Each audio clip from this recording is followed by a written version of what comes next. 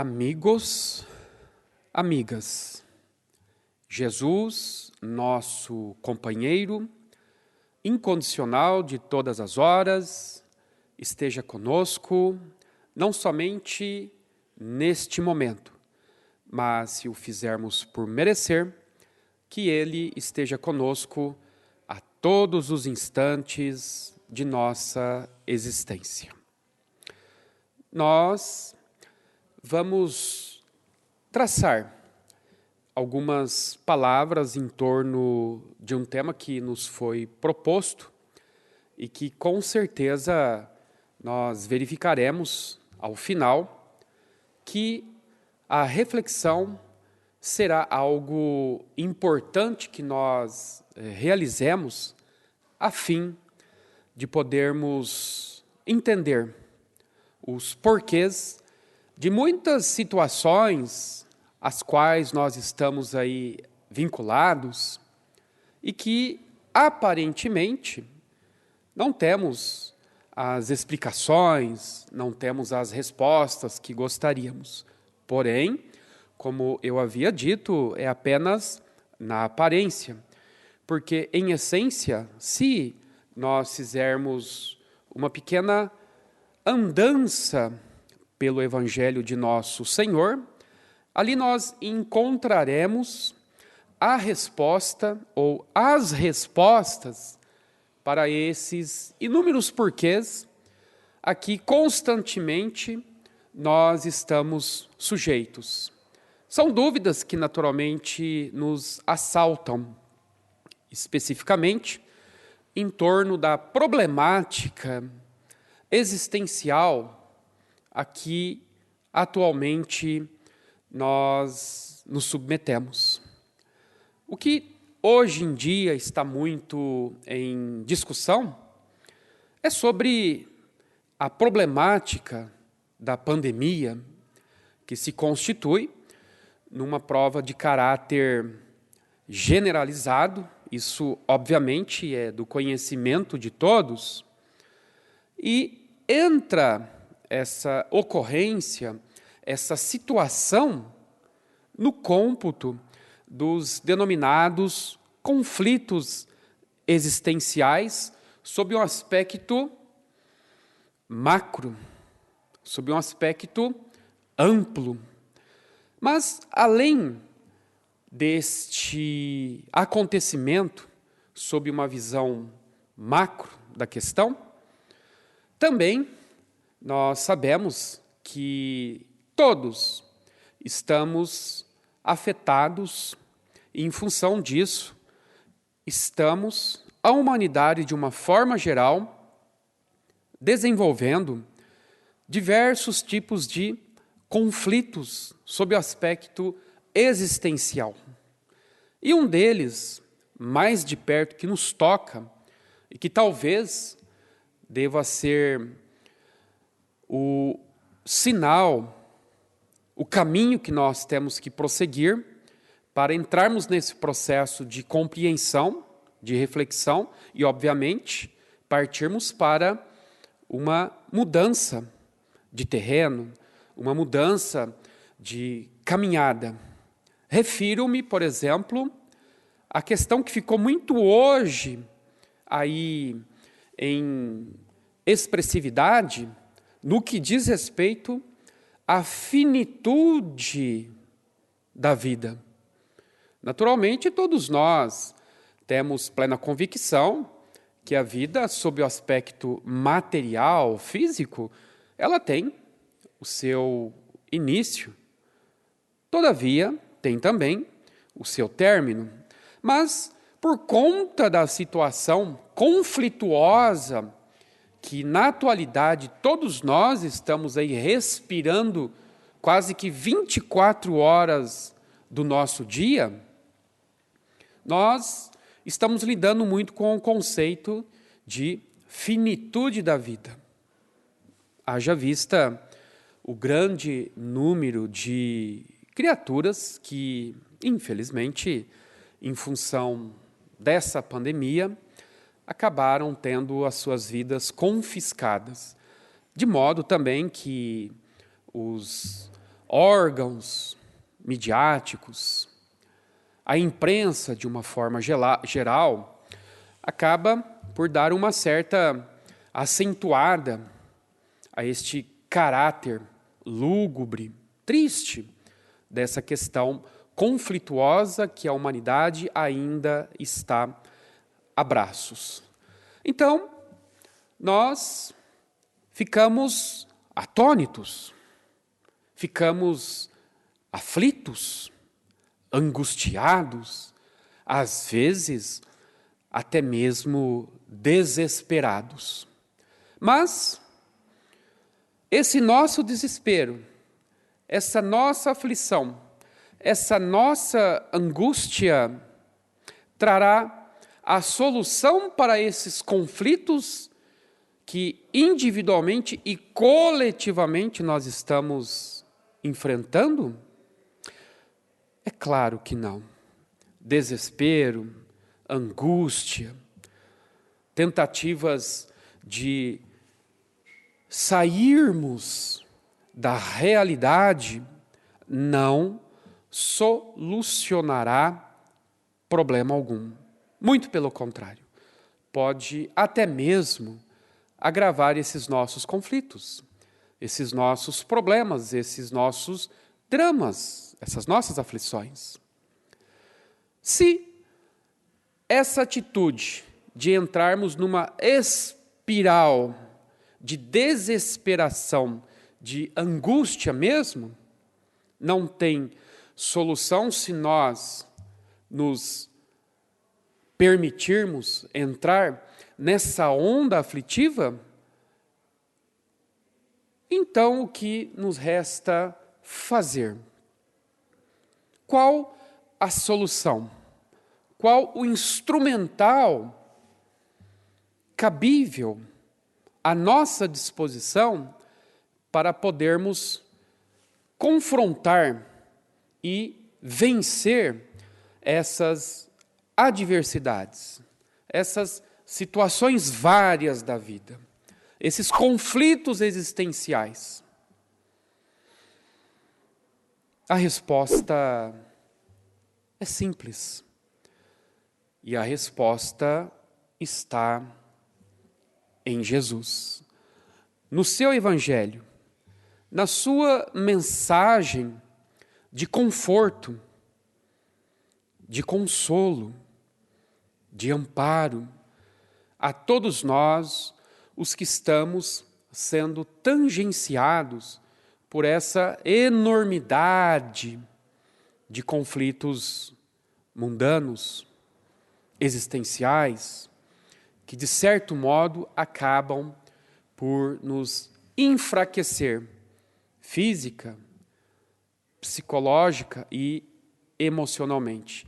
A resposta, a solução para esses nossos conflitos, para que nós possamos entender a dinâmica dos fatos e dos eventos que nos cercam, a resposta sempre estará em Jesus, que veio com a missão de romper com uma era de escravidão intelectual, psicológica, moral, e a partir daí implantar uma nova era, a era do seu Evangelho, a era da sua boa nova aqui na terra.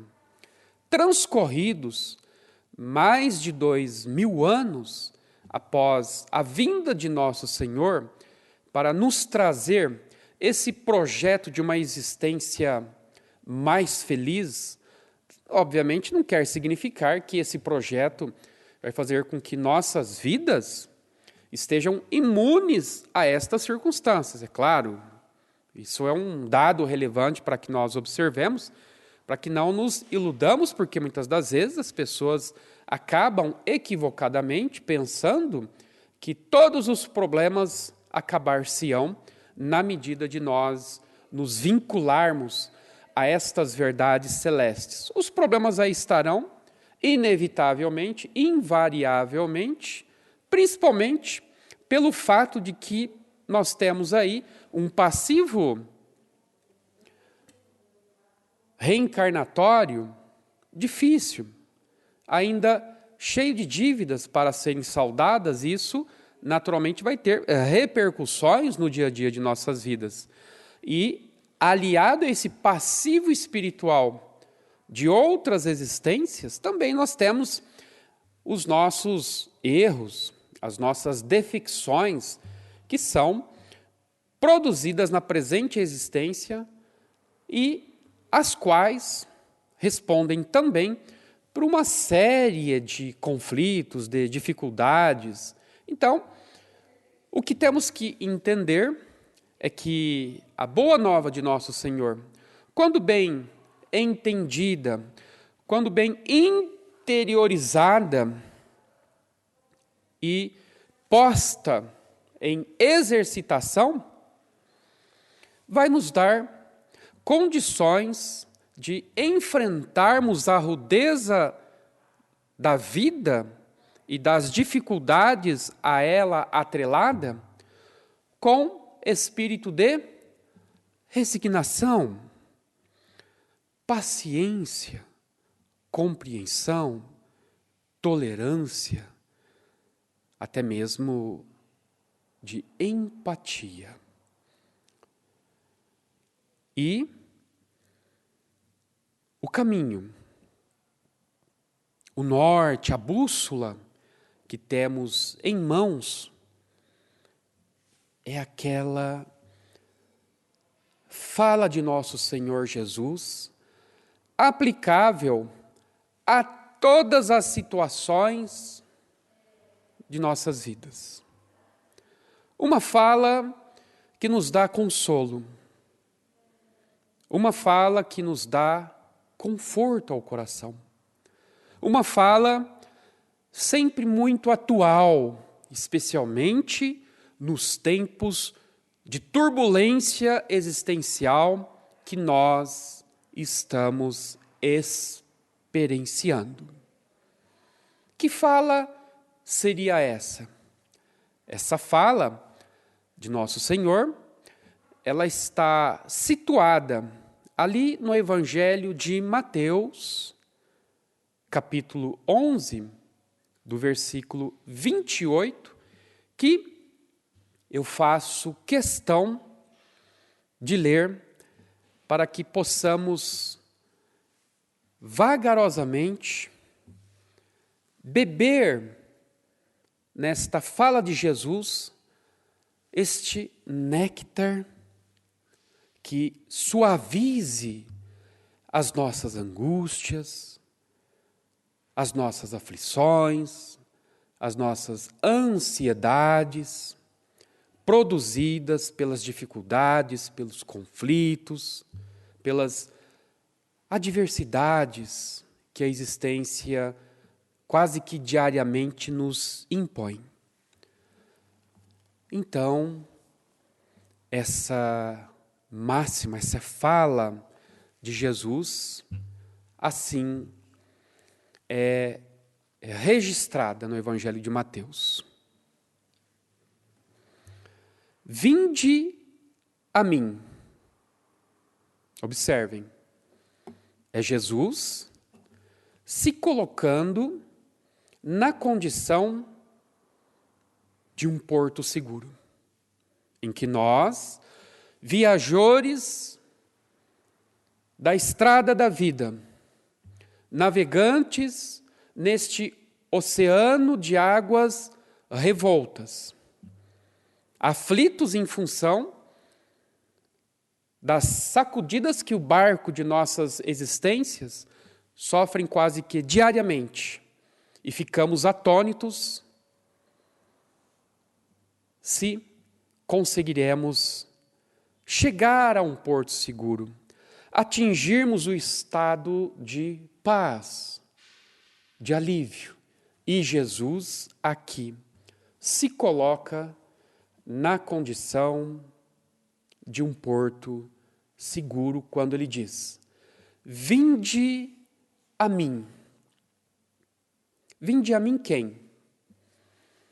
A diretiva dessa rogativa, desse chamado de Jesus, é para todos os que aqui ele mencionou.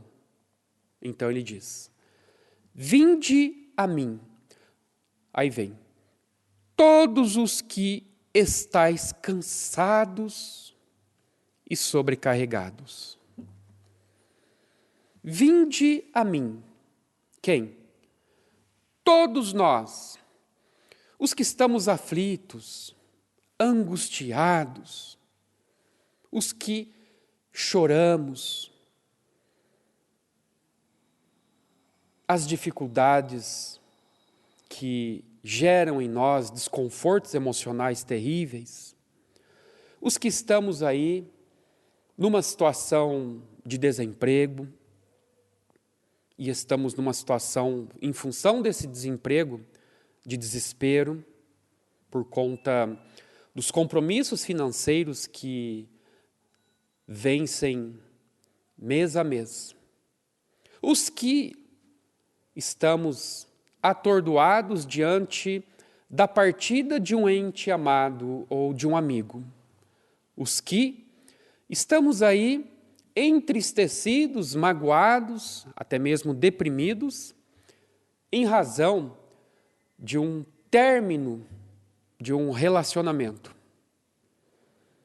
Os que estamos temerosos diante dessa situação de pandemia que está aí aos quatro cantos nos espreitando e ficamos então ansiosos, aflitos. Então Jesus se coloca como porto seguro para todos aqueles, nós, os que estamos de um modo ou de outro jungidos a essa problemática multifária de nossa existência. Então, Jesus disse: vinde a mim todos os que estáis cansados e sobrecarregados. Para qual finalidade é essa chamada de Jesus aos que estão aflitos e sobrecarregados? Qual é a finalidade dele estar nos chamando para o seu aprisco, para o seu conforto?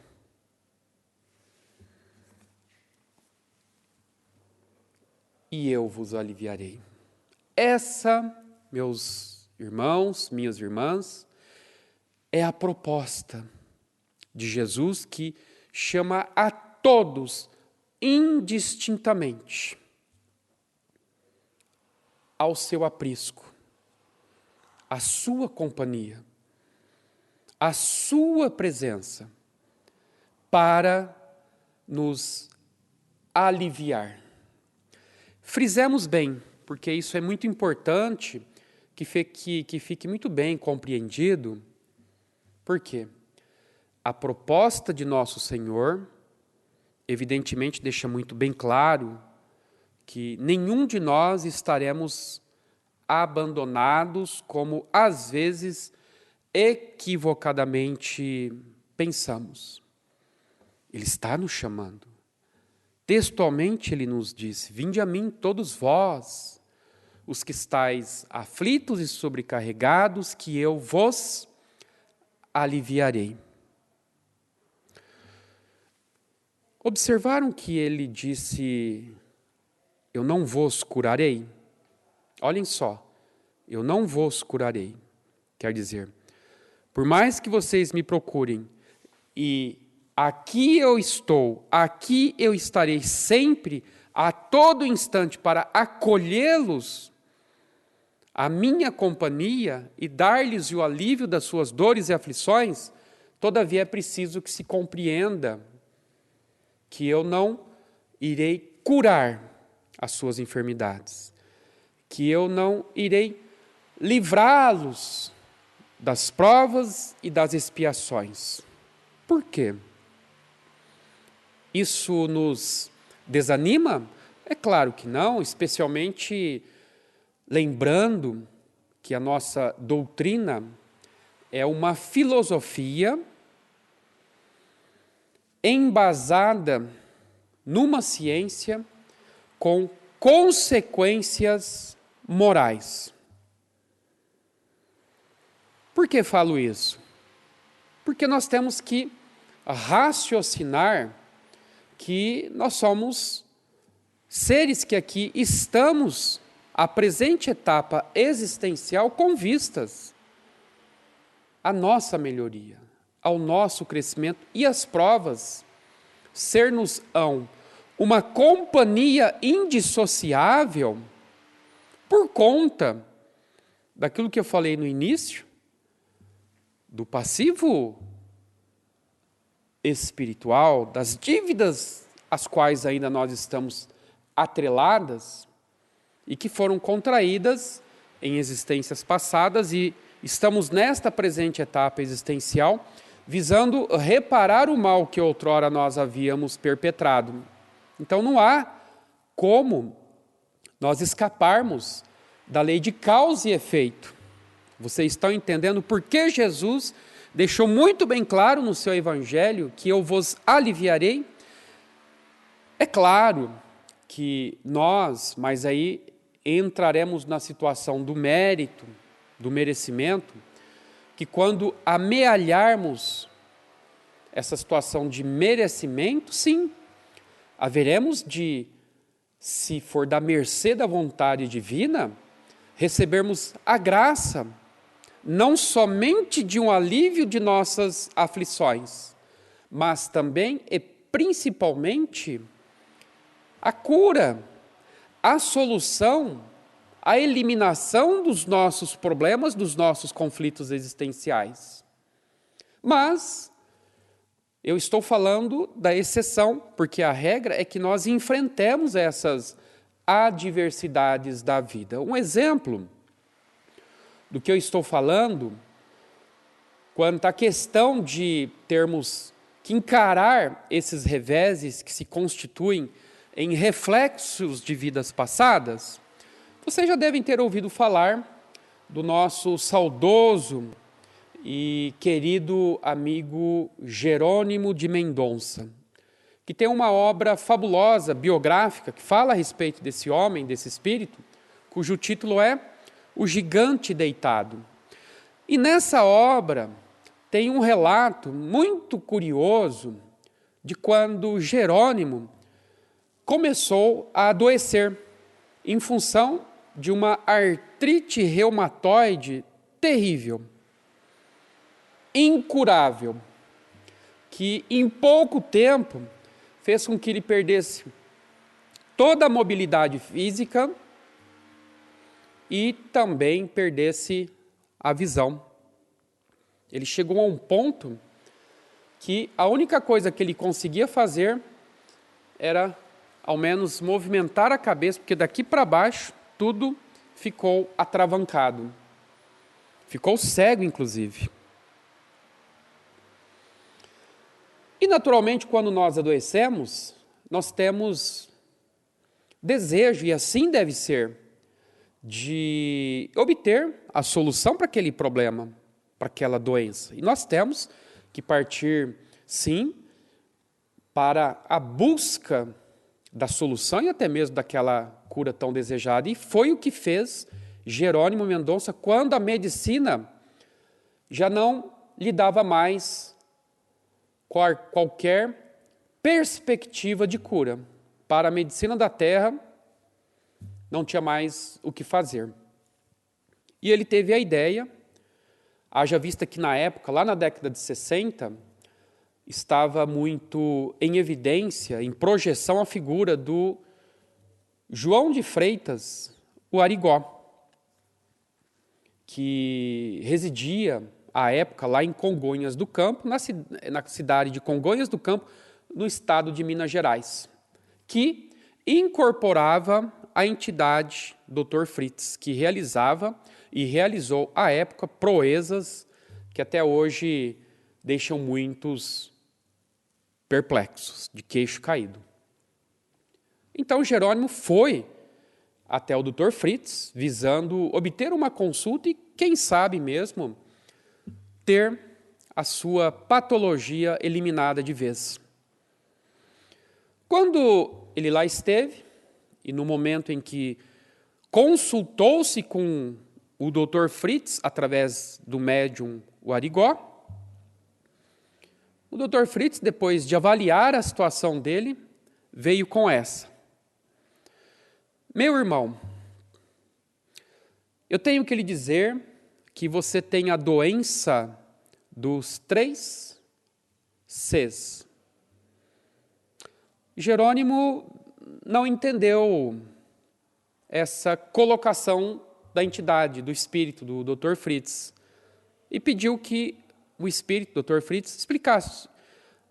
Disse Jerônimo: nobre amigo, me desculpe, mas eu não consegui entender o que significa essa doença dos 3 Cs. E o Dr. Fritz não se fez de rogado e então explicou: a sua doença implica em que você tem que ter calma,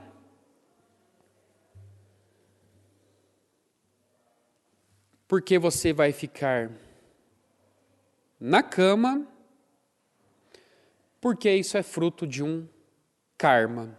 Então, calma, cama e karma. E Jerônimo, então, entendeu a mensagem, mas nem por isso se entregou àquele sentimento que nenhum de nós temos que admitir, que nos invada. É o sentimento de autopiedade, que, em outras palavras, significa eu sou um coitadinho. Isso é deprimente.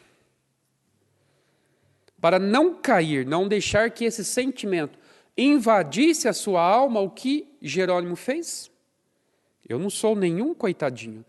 Tenho consciência do que o que eu estou hoje enfrentando é fruto desse passivo espiritual, ou seja, dos erros que cometi em vidas passadas. E agora eu preciso enfrentar a realidade, eu preciso pagar essa dívida.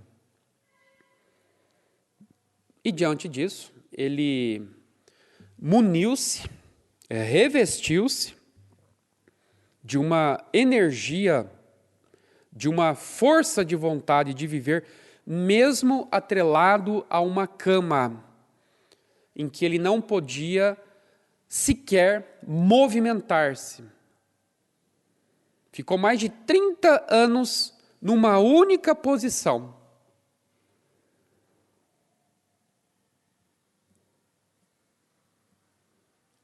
Motivou-se a viver mesmo naquela situação. Enfrentou. Como? Vivendo o que a vida tem de melhor para nós. Ele entregou-se de corpo e alma, mesmo numa situação de deficiência completa, integral, cego, a escrever obras espíritas. Aí vocês vão perguntar, mas se ele não tinha movimento algum, como que ele escrevia? Ele ditava para os seus assistentes, amigos muito próximos dele. Viajou o país numa Kombi, isso na década de 80, porque ele desencarnou em novembro do ano de 1989. Então ele viajava numa Kombi, Brasil aí fazendo palestras. E numa cama, como ele veio aqui no Amor e Caridade no ano de 1987, eu estava aqui nesse salão, a cama dele aqui, o microfone próximo a ele. Ele fez uma palestra nos mostrando que a vida, independentemente do estado em que nos encontramos, vale a pena ser vivida. Então, gente, vocês estão vendo por que Jesus disse: vinde a mim, vamos ter com ele. Foi o que fez Jerônimo Mendonça. Ele foi até Jesus, através, obviamente, do caminho da oração. E disse: Senhor, aqui estou. Como aconteceu com Paulo de Tarso, a caminho de Damasco, em perseguição aos cristãos. E de repente, o que aconteceu? Aparece aquele clarão em pleno deserto. E aí, desse clarão vem uma voz que diz: Saulo, Saulo, por que me persegues? Aí ele perguntou: quem és tu, Senhor? Eu sou aquele a quem você está indo em perseguição aos meus discípulos, aos meus apóstolos, aos meus bem-amados. E de repente, Paulo cai em si, aquela couraça abominável de arrogância e prepotência, de chefe do judaísmo, de doutor da lei, cai em plenaria do deserto. Ele se desfaz em lágrimas copiosas, levanta-se e diz: o que queres que eu faça, Senhor? A partir daí, Paulo se converteu. Tornou-se convicto da grandiosidade de Jesus. Quer dizer, Paulo foi até Jesus. Vinde a mim. Jerônimo de Mendonça foi até Jesus. Vinde a mim. É essa viagem que nós temos que fazer de regresso aos braços do Mestre, para que Ele possa nos oferecer o seu jugo, porque Ele continua dizendo: tomai sobre vós o meu jugo.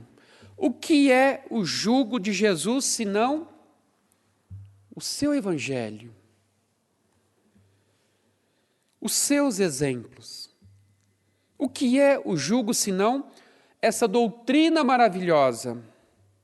O que é o jugo, senão tudo aquilo que nós sabemos em termos de necessidade de espiritualização? Esse é o jugo, essa é a proposta de Jesus. O meu jugo é leve. Tomai sobre vós o meu jugo e aprendei de mim, porque sou manso e humilde de coração, e achareis descanso para a vossa alma, porque o meu jugo é suave e o meu fardo é leve. Então, quando Jesus nos chama: vinde a mim todos os que estão sofrendo, sobrecarregados pelas aflições da vida, todos nós que estamos hoje atônitos, aflitos e às vezes desesperados com essa pandemia difícil que está afetando tudo em nossa vida e que nos chama, nos faz um convite, esse estado que o mundo se encontra, ao desespero, à aflição. Vem Jesus e nos diz: não se desespere, não se aflija, venham até mim, que vocês encontrarão repouso, refúgio para vossas almas cansadas e aflitas das dores desse mundo de provas e expiações. Então, a proposta de Jesus é que nós nos submetamos ao seu jugo. À época do Cristo, o jugo era aquela madeira que se prendia no pescoço dos animais, dos bois, dos jumentos, enfim, se prendia no pescoço deles, um ao outro, para eles seguirem aquela linha reta. Mas o jugo de Jesus, quando ele diz, é no sentido de que nós temos que abraçar o seu evangelho, porque o evangelho de Jesus, ele diz, é suave. Quando nós seguimos os seus preceitos, nós estamos seguindo um caminho suave, porque ele diz: o meu jugo é suave e o meu fardo é leve. É pesado quando nós nos desencilhamos de tudo isso que nós temos que aprender, ou de tudo isso que já sabemos, porém não praticamos. Aí sim, estaremos atormentados, estaremos em conflito, estaremos em dor, em desespero. Então, o jugo de Jesus, ou seja, o seu evangelho, a sua proposta para todos nós, os que sofremos, é de suavidade. E qual é a proposta de Jesus? A proposta de Jesus, para que nós não fiquemos no estado de sofrimento, de dor, de aflição, de desolação, é que nós aprendamos a máxima do amor, que de fato É difícil amarmos realmente conforme o Mestre havia nos ensinado. Obviamente não é impossível, mas pior do que nós exercitarmos o amor que temos que exercitar, pior do que exercitarmos a paciência, porque temos que exercitá-la, pior do que exercitar a tolerância, e temos que exercitá-la, pior do que exercitar a fraternidade, o perdão, e temos que exercitá-los, é nós nos enveredarmos para o caminho do mal, para o caminho das sombras, para o caminho do ódio, do apego às paixões doentias, da falta de perdão, do desejo de vingança, da traição, da corrupção, da maledicência. Vocês estão vendo? Então, se nós não submetermos ao jugo que é suave, ao jugo de Jesus, e nos submetermos ao jugo das nossas imperfeições e caprichos, aí vai ser aquele jugo semelhantemente ao jugo que os animais bovinos se submetem, aquele peso exaustivo no pescoço deles. É por isso que sofremos, porque nós preferimos o jugo do mundo, o jugo das paixões, o jugo da inveja, o jugo da vaidade, o jugo do orgulho, o jugo do egoísmo. Isso é pesado. Isso nos traz dor, isso nos traz aflição, desespero. Isso torna a nossa vida mais conflitante, mais desesperadora, impalatável mesmo. Mas Jesus, grande psicoterapeuta que era, que foi e continuará sempre sendo, viu essa dualidade da vida, o jugo suave e o jugo opressivo, pesado, severo, doloroso. O jugo suave é a sua proposta de libertação, é o seu evangelho de amor, de libertação, de fraternidade, de caridade, de perdão, de compreensão, de tolerância, de pacificação. Esse é o jugo dele. Em paralelo com o jugo que o mundo nos oferta, o jugo da desesperação, o jugo do orgulho, da prepotência, da vaidade, da arrogância, da inveja, da maledicência, da malquerença. Vocês estão vendo, então, por que Jesus fez essa nossa proposta? E está, portanto, em nossas mãos, quando o próprio Cristo havia dito que nós temos o livre arbítrio, a liberdade de decidirmos entre o jugo suave ou o jugo opressivo, desesperador e aflitivo. Quando nos disse: larga é a porta que nos conduz à perdição, estreita é a porta que nos conduz à salvação. Então nós temos duas portas. A que nos conduzirá à salvação, quando nós nos adaptarmos, nos submetermos ao jugo suave de Jesus. Ou, caso não queiramos, é uma liberdade nossa de optar, somos livres para optarmos, escolhermos a porta que nos conduzirá, a porta das facilidades, que, momentaneamente falando, ela vai nos trazer prazer. Mas, lá na frente, vai nos levar ao pranto e ranger de dentes.